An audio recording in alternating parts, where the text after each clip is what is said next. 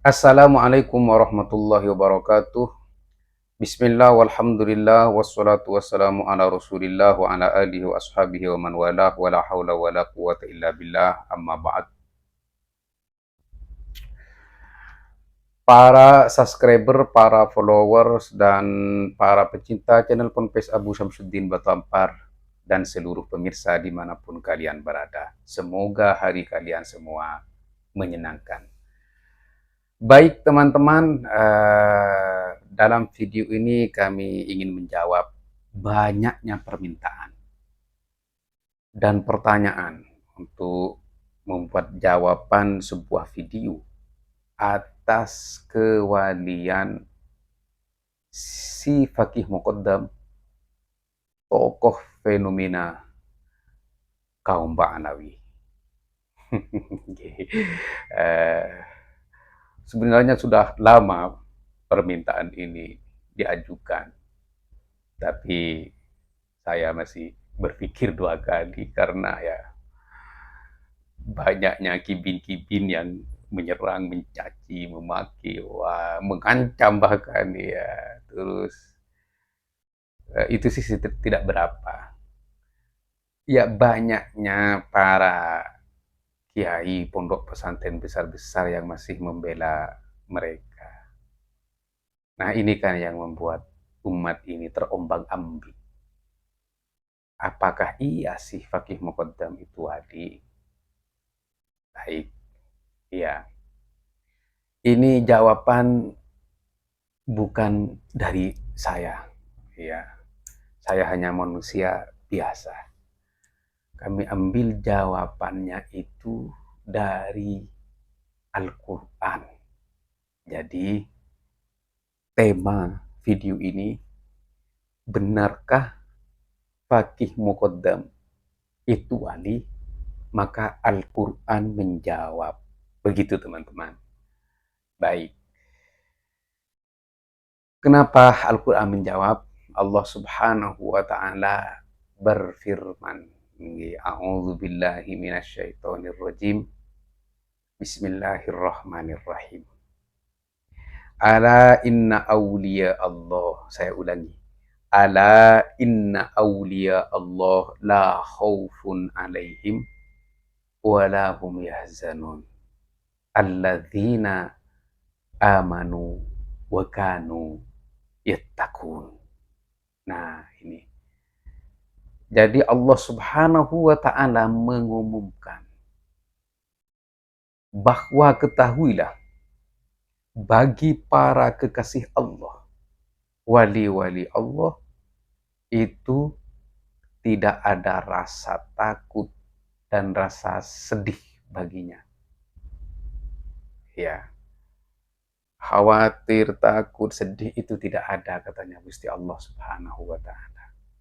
Lalu siapakah mereka yang menyandang kekasih wali Allah? Siapakah mereka? Oleh karena itu, agar kita tidak salah menilai orang atau tidak salah mengangkat orang atau tidak salah mempercayai orang, Allah Subhanahu wa Ta'ala sebutkan di dalam ayat tersebut bukti-bukti atau tanda-tanda yang bisa kita jadikan hujjah, petunjuk kalau wali Allah itu ada bukti dasarnya dua. Berapa? Dua. Ya. Apa yang pertama? Amanu, alladzina amanu. Orang-orang yang beriman. Ini dasar. Terus yang kedua apa? Yang kedua, wa kanu yattaqun. Iman dan bertakwa. Nah, sekarang kalau timbul pertanyaan, apakah si Fakih Muqaddam tidak iman? Terus apakah si Fakih Muqaddam itu tidak bertakwa? Baik. Dohirnya iman, dohirnya muslim. Tapi ingat, banyak tokoh-tokoh orientalis, pimpinan Abdullah bin Sabah, ya, yang masuk Islam atas Sayyidina Utsman bin Affan, namun kemudian mengkudeta Sayyidina Utsman bin Affan. Dan banyak para pengikut Abdullah bin Sabah, kaum muslimin, yang sudah terkontaminasi oleh fitnah dan adu domba Abdullah bin Sabah, sehingga ikut ramai-ramai berunjuk rasa untuk mengkudeta Sayyidina Utsman. Siapa mereka? Kaum muslimin. Bahkan ini kaum muslimin yang ada di grid kedua, ya. Ada yang grid pertama juga para sahabat di dalamnya. Iya. Bukan semua sahabat, tidak. Iya. Disebut dalam kitab sejarah ada 7 sahabat yang diketahui terpengaruh oleh fitnah Abdullah bin Sabah. Baik, kembali kepada si Faqih Muqaddam. Apakah si Faqih Muqaddam Muslim? Ya, dia dikenal Muslim. Terus apakah si Faqih Muqaddam ini bertakwa? Nah, di sini. Di sini harus kita lihat perilakunya. Kita lihat perilakunya dari mana. Oh, kita tidak tahu dan kita tidak hidup di masa kehidupan si Faqih Muqaddam. Ya, kita lihat pernyataan-pernyataannya. Yang pernyataan-pernyataan itu dijadikan pedoman oleh anak cucunya dan pengikutnya hingga menjadi sebuah ajaran. Fakta dan buktinya, pernyataan-pernyataan itu diabadikan dalam kitab-kitab mereka, tertulis sampai sekarang, rapi tertulis sampai sekarang, dan itu dibuat hujah. Faktanya, setiap pengajian-pengajian anak cucu si Faqih Muqaddam, mau bilang Maimun Aqaddam, si Faqih Muqaddam selalu menyampaikan dakwah-dakwahnya yang menurut Al-Quran dan Al-Hadis, bukan saya loh, menurut Al-Quran dan Al-Hadis itu bertentangan. Baik. Pertama, si Faqih Muqaddam ini mengaku Allah. Itu bertentangan dengan Al-Quran. Oh iya. Apa dalilnya? Ketika Allah Subhanahu wa Ta'ala menegur nabinya, Nabi Isa.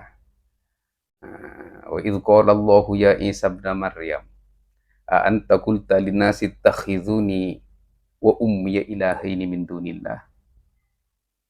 Qala subhanak. Di saat Allah Subhanahu wa Ta'ala bertanya kepada Isa bin Maryam, a anta qulta linnasi ittakhidhuni wa ummiya ilahaini min dunillah. Wahai Isa, putra Maryam, apakah engkau berkata kepada manusia, aku dan ibuku adalah Tuhan?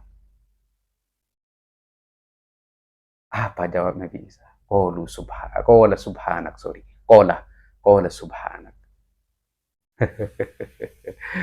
Di sini ulama tafsir bilang, kenapa Allah masih bertanya kalau Allah itu Maha Tahu? Di sini istifham ini litaubih, untuk mencela kebodohan umat Nabi Musa umat Nabi Isa yang menganggap Nabi Isa sebagai Tuhan. Pertanyaan untuk Nabi Isa, tapi tujuannya untuk mencela kebodohan umatnya itu, yang menganggap dan mengeklaim Nabi Isa adalah Tuhan. Seperti itu, teman-teman. Berarti ini bertentangan. Baik. Ibnul Arabi ya berkata, la yambaghi li waliyin ayyakula anallah walau balagha aqsa darajatil qurb ilallah. Tidak boleh seorang wali itu mengaku anallah, mengaku anallah, Tidak boleh. Walaupun dia sampai di tingkat tertinggi atau terdekat dengan Allah, tidak boleh mengaku Allah. Nah, di sini kemarin kurcaci-kurcaci kaum Ba'alawi dan kibin-kibinnya mencari celah, berupaya untuk mencari dalil membenarkan pernyataan si Fakih Muqaddam yang mengaku Allah. Akhirnya mereka itu ya ada memang di kitab mereka, kalau nggak salah Syarhul Ainiyah ya. Katanya di sini halul ghaibah halus syatoh. Nah, di sini. Jadi mereka itu mengambil tingkatan-tingkatan sufi, syatoh dan ghaibah itu dan untuk menutupi kesalahan dan kesesatan si Fakih Muqaddam. Dengan bukti fakhra mughsyian, setelah mengaku Allah dia jatuh pingsan. Alhamdulillah kemarin saya mendapatkan petunjuk yang saya punya teman di Timur Tengah itu selalu uh, diskusi ya, dikasih petunjuk kitabnya Abdullah bin Saba Makhfiyan, kitabnya Abdullah bin Saba yang disamarkan. Ternyata ketika Abdullah bin Saba mengeklaim Sayyidina Ali sebagai Tuhan, khorromuksyiat. Bahkan putra cucu-cucunya Sayyidina Ali yang diklaim sebagai Tuhan Allah oleh Abdullah bin Saba, khorromuksyiat. Nah, di sini saya masih melakukan investigasi, penelitian. Nah, kesamaan klaim dan kesamaan karakter. Ya, baik teman-teman. Ini sudah satu kesalahan. Kesalahan yang kedua, kesombongan si Fakih Muqaddam yang berkata, innal kaunali mislu habbatir khardal. Jadi alam semesta ini di tanganku, ini bagaikan biji sawi, paling kecilnya biji. Alam semesta di tangan Fakih Muqaddam bagaikan apa? Biji sawi. Iya. Nah, ini doktrin, ini ajaran. Sehingga anak cucu mereka di sini sombong-sombong semua. Ya karena kakek moyangnya sombong yang menjadi pedoman mereka. Kaki seorang Habib yang ahli maksiat, ahli zina, ahli minum khamr lebih mulia daripada 70 kepala kiai yang ahli. La haula wala quwata illa billah. Ini pengembangan deh. Pengembangan dari ajaran-ajaran yang diwariskan oleh kakek moyang mereka. Terus ada juga di antara kesombongan-kesombongan itu, kalau nggak salah Habib Bakar bin Salim yang berkata, seandainya saya tidak malu kepada Allah Subhanahu wa Ta'ala, maka aku padamkan api Jahannam. Allah. Padahal ya, ini sudah beredar cerita baginda Nabi sakit sampai jatuh sakit itu karena mendengarkan kabar dari malaikat Jibril tentang tingkatan-tingkatan siksaan dalam neraka. Dan ternyata yang ada di lubang ketujuh, yaitu umat baginda Nabi Muhammad SAW yang tersesat. Innal munafiqina fid darkil asfali minan nar. Baginda Nabi langsung pingsan dan baginda Nabi jatuh sakit. Para sahabat bingung karena baginda Nabi tidak terlihat selama 3 hari. Sehingga akhirnya Siti Fatimah, putri kesayangannya itu, yang diminta oleh para sahabat untuk menjenguk baginda Nabi. Ini loh, berat sekali bagi baginda Nabi. Siksaan api neraka yang akan mengancam umatnya. Tapi di hadapan kaum Ba'alawi, api neraka dan Jahannam itu remeh-temeh. Ya, ini kan sombong teman-teman ini. Ada juga katanya yang menyemplungkan diri ke api Jahannam dan mengangkat orang-orang Yaman hingga tidak tersisa dari penduduk Yaman yang ada di api neraka. Padahal para ulama sudah sepakat bahwa yang memiliki syafaat kubro itu hanyalah baginda Nabi besar Muhammad Sallallahu Alaihi Wasallam. Allahumma sholli ala Muhammad. Wah, sudah kemana-mana ini. Ini tentang si faqih muqaddam.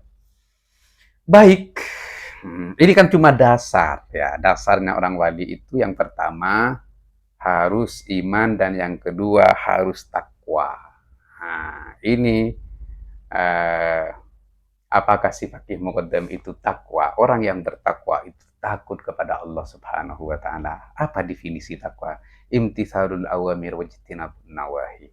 Definisi takwa itu adalah melakukan semua perintah-perintah Allah Subhanahu wa taala dan menjauhi larangan-larangan Allah Subhanahu wa taala. Dari pernyataan-pernyataan yang kami sampaikan barusan, berarti mereka itu tidak menjauhi larangan Allah Subhanahu wa taala. Adapun takwanya, Allah yang Maha Tahu.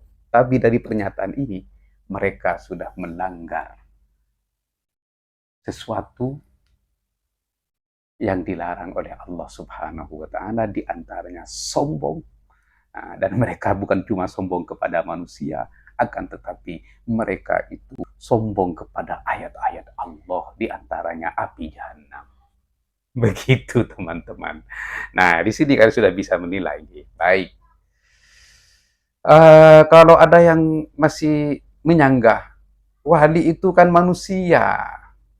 Wali itu manusia ya, bisa salah, bisa benar. Oke, baik.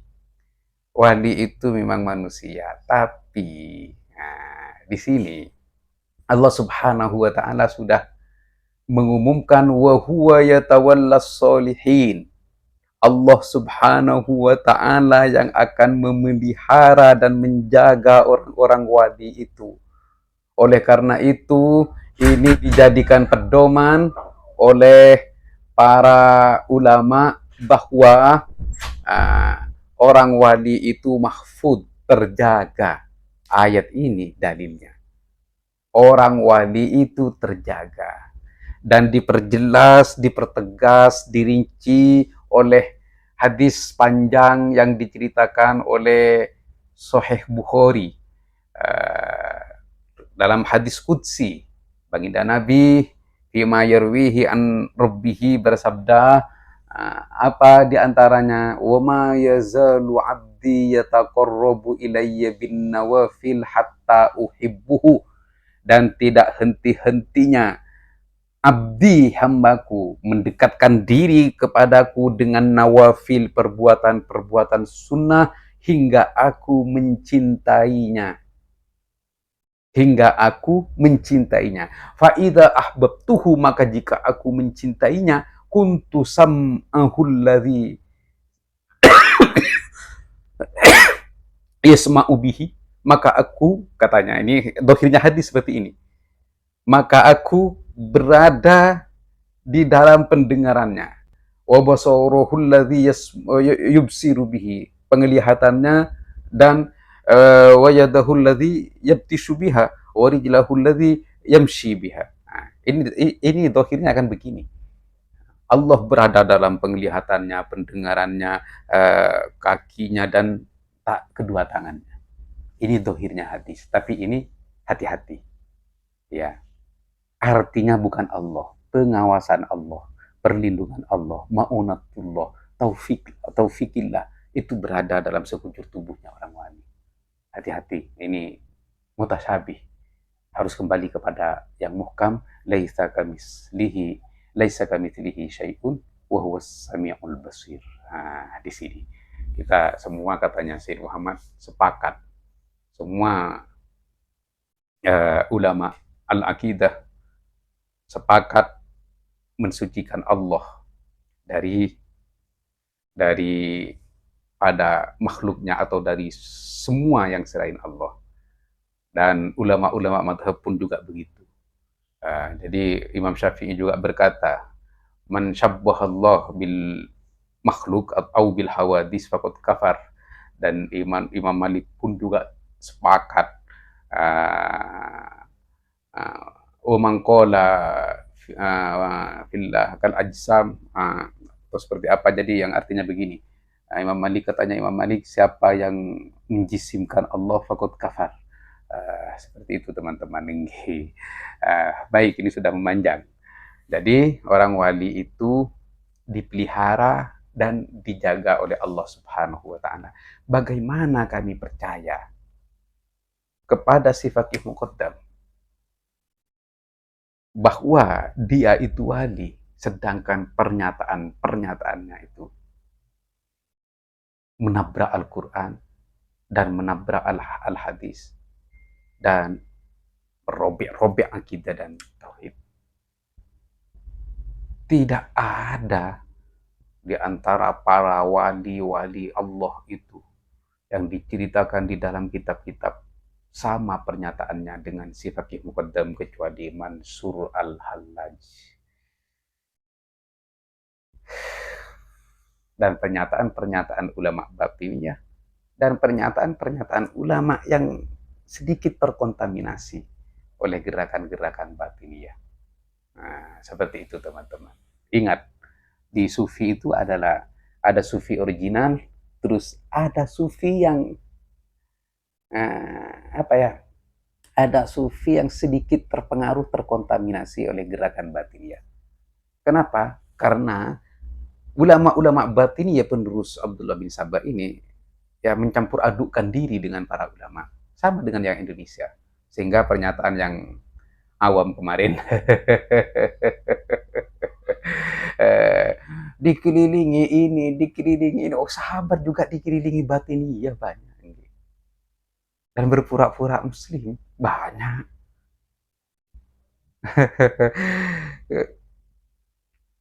Itu bukan dalil. Jadi misalnya Sayyidina Ali dikelilingi pasukan Abdullah bin Saba, Al-Khawarij. Apakah kita akan menyanjung Al-Khawarij atau ikut Khawarij karena mengelilingi Sayyidina Ali? Ya bahaya tah. Bahaya toh. Bahaya. Karena mengelilingi Sayyidina Ali, kemudian kami mempercayainya kepada Khawarij itu. Ya tidak juga. Allah Karim. Jadi untuk menilai orang ya kita menimbang perbuatannya itu dengan Al-Quran dan Al-Hadis. Walaupun ada di sekeliling ulama-ulama kita, ya jangan kita harus memuliakan mereka. Coba Ki Hasyim Asy'ari dalam kitabnya itu mengecam orang yang mengaku Mi'raj, bahkan mengkafirkan. Ini sama dengan pernyataan Qadhi Iyad di dalam kitab Syifanya, sama. Iya. Man qala urija bi au mukalamatullah au mujalasatullah faqad kafar. Sama. Iya. Dan ini pernyataan semua ulama Ahlus Sunnah wal Jamaah dan para tokoh-tokoh sufi, kecuali si faqih muqaddam yang mi'raj 70 kali dalam setiap hari. Katanya itu kan takwil, itu sholat, itu ini, itu aman. Mau ditakwil bagaimana wong dia mi'rajnya tidak sendirian dengan dabbahnya, dengan himar betinanya. Dan di riwayat yang lain para orang-orang di zamannya katanya di penghujung siang menjelang matahari terbenam menunggu kedatangan dabbahnya faqih muqaddam dari mi'rajnya faqih muqaddam yang terakhir mungkin karena di penghujung hari untuk mendengarkan kabar-kabar dari langit. Itu mau ditakwil dengan apa? Jadi sudahlah muhibbin, itu sudah pengakuan yang jelas. Dan kalau memang itu mi'rajnya itu sholat, ijaznya itu di mana? Hebatnya itu di mana? Amrun khoriqul adanya itu di mana? Semua muslim sholat kok. Kalau itu mau ditakwil atau diartikan itu amal baik, ya semua orang muslim beramal baik. Iya. Makanya di sini mereka itu pingin hebat, pingin punya kelebihan di atas rata-rata sehingga harus berbohong atas nama Allah. Bagaimana kita akan percaya terhadap orang yang berbohong atas nama Allah? Wa man adzlamu mimman iftara 'ala Allahi kadziban aw qala uhiya ilayya wa lam yuha ilaihi syai'. Adakah kedzaliman yang lebih zalim, lebih jahat daripada orang-orang yang berbohong atas nama Allah. Bahkan, atau katanya Allah, dia berkata berbohong menerima wahyu dari Allah. Wa qala ya abdi mulki mulkuka. Wahai hambaku, wahyu ini langsung dari Allah. Kerajaanku adalah kerajaanmu juga.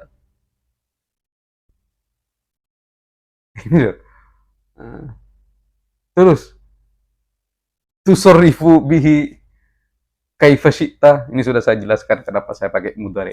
Iya. Yang pertama, takut nanti ditentang dan disalahkan. Karena di sana amar, sigot amar. Saya pakai mudhari. Yang pertama, kenapa? Ada dua hal. Kenapa saya pakai mudhari? Annal amru fi hadzal kalam la waqi'a lahu aslan. Perintah ini, kenapa saya nggak pakai amar? Karena perintah ini tidak benar sama sekali. Tidak benar sama sekali. Tidak ada. Makanya saya nggak pakai amar untuk menentang pernyataan ini. Yang kedua, apa? Litaubih wa takdzib, karena mencela dan membohongkan, wal i'tirad alaih. Dan saya tidak pernah sepakat dengan pernyataan ini. Seperti itu, teman-teman. Oke, ini ya. Terus sekarang, kalau pernyataan Al-Hafidz Ibnu Hajar Al-Asqalani, Amirul Mukminin fil Hadis, diambil dari Al-Hadis yang tadi, fa idza ahbabtuhu kuntu. Terus dari ayat juga, apa? Orang wali itu muwadhabah taatillah. Orang-orang yang yang wali itu senantiasa terus-menerus dalam taat kepada Allah Subhanahu wa taala. Senantiasa. Nah, di sini kita jangan hanya mengartikan, oh, berarti kalau muwadhabah taat itu zikir terus, salat terus. Tidak. Tidak hanya itu yang dilakukan. Muwadhabah ala taatillah ini ya, terus-menerus mentaati Allah itu bukan hanya dalam zikir dan sholatnya saja, tapi perilakunya ini terus-menerus taat kepada Allah Subhanahu wa taala, mengikuti perintah-perintah Allah Subhanahu wa taala, bukan menentang. Seperti mengeklaim mulki mulkuka, ini menentang ayat Allah. Ini menentang Allah. Walam yakun lahu syarikun fil mulk, walam yakun lahu waliyyun minadh-dhull, wa kabbirhu takbira.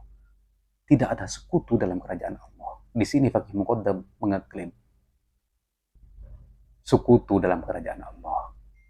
Karena Allah telah memberikan kerajaannya kepada Faqih Muqaddam untuk dia gunakan semau hatinya. Itu, teman-teman. Masihkah kita menganggap wali? Ini ya, baik. Ini muwadhabah ala taatillah. Itu yang katanya Ibnu Hajar Al-Asqalani, Al-Hafidz Ibnu Hajar Al-Asqalani. Baik, yang kedua, muwadhabah ala taati Rasulillah sallallahu alaihi wasallam, senantiasa mengikuti sunnah-sunnah baginda Nabi besar Muhammad sallallahu alaihi wasallam. Jadi itu rincian dari takwa. Alladzina amanu wa kanu yattaqun. Sedangkan si Faqih Muqaddam dan anak cucunya itu ada yang mencaci para ulama, mencaci para sahabat, dan mengeklaim dirinya mendapatkan perintah dari Allah, mendapatkan perintah langsung dari Allah Subhanahu wa taala. Sungguh kebohongan yang luar biasa.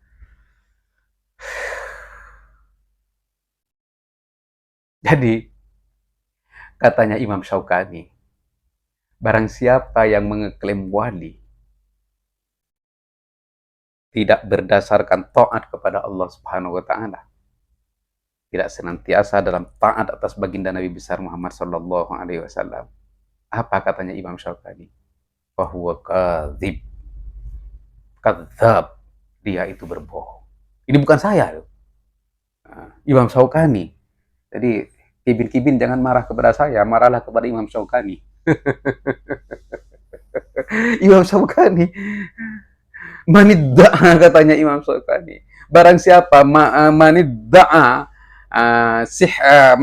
sihhatal wilayah, barang siapa yang mengklaim dirinya itu adalah wali yang sahih,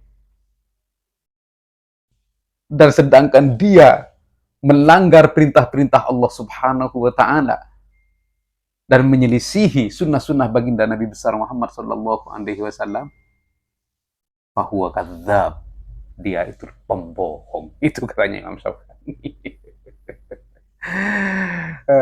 Pandangan ulama sufi, Imam Ta'ifatain, Junaid al-Baghdadi, tariquna hadza mustamaddun minal Qur'ani was sunnah. Jalanku ini diambil dari apa? Dari Al-Quran dan Al-Hadis. Abu Yazid Al-Bustami, ketika dikabarkan ada seorang yang wali, akhirnya beliau ingin sowan kepadanya, ingin memastikan dia itu wali apa tidak. Setelah beliau sampai di masjidnya, ternyata dia masih beribadah. Nah, beliau menunggu. Setelah dia keluar, selesai sholat, selesai ibadah, dia berludah di masjidnya sendiri. Tuh, katanya. Berludah di masjidnya sendiri. Akhirnya berpaling Abu Yazid Al-Bustami dan pergi. Ditanya oleh santrinya, kenapa tidak memanggil salam kepadanya? Aku tidak percaya kalau dia wali. Bagaimana dia bisa dipercayai sebagai wali sedangkan dia tidak beradab kepada masjid, kepada rumah Allah Subhanahu wa taala.